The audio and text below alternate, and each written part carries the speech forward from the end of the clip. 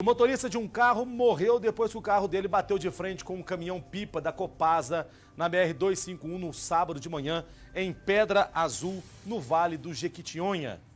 Segundo a Polícia Rodoviária Federal, não foi possível identificar a dinâmica do acidente. O motorista do caminhão, de 31 anos, ficou ferido e foi encaminhado ao hospital de Pedra Azul. Já Matheus Rodrigues de Almeida, de 21 anos, que estava sozinho no carro, ficou preso às ferragens e morreu na hora. O corpo dele foi encaminhado ao Instituto Médico Legal por uma funerária. A perícia da Polícia Civil esteve no local e as causas do acidente serão investigadas. Que coisa, hein, gente? Quantidade de acidente. Ê, fim de semana triste, hein?